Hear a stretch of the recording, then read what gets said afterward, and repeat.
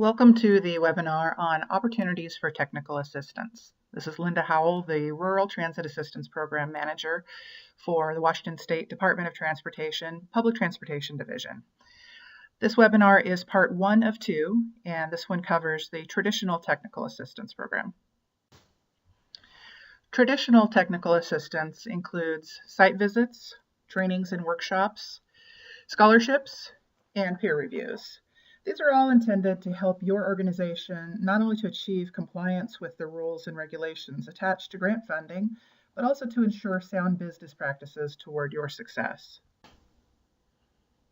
You are probably familiar with site visits. This is when staff from the DOT come out to your site to provide any technical assistance that you may need.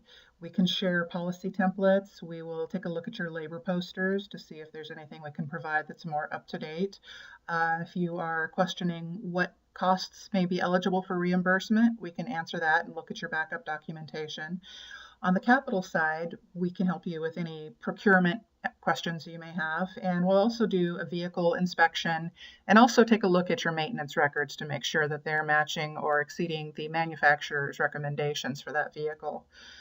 Other things that we may help you with while we're on site is translation of federal requirements, sharing of industry's best practices, and also service planning coordination in case we can reach out to other agencies in the state that can help you figure out where your service needs to go, what hours you need to operate, what maybe minority populations may be underserved that you could adjust your service to meet their needs.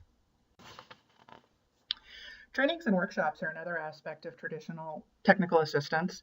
We have training contracts with the Washington State Transit Training Coalition, CTA Northwest, and the Washington State Transit Association. And they provide training such as how to operate a wheelchair lift, personal safety and security, accident investigation. They were providing emergency management presentations last biennium, and each biennium they address whatever the current need is that needs more attention in communicating to our grantees and the other transportation providers in the state. It also helps to provide speakers at the WSDOT committee meetings. Scholarships are available through RTAP. If anyone in your organization feels like they need to get more education on a transit or business topic and they hear about it either from the training coalition or it could be just something that they received an announcement from nationwide that there's going to be a training locally. The eligible recipients of scholarships are rural and special needs transportation providers. We will fund some out-of-state trainings. That just depends on demand and also what our current budget is in the RTAP budget. A scholarship will cover 100% of the first $600 and then 50% of the remaining up to a maximum scholarship award of $1,550. There is a limit on the number of scholarships per year and number of scholarships per event. We've got a full website that explains what all of the conditions are. What you're looking at is an example of a scholarship application. Just remember that these applications need to be in 30 days prior to the event.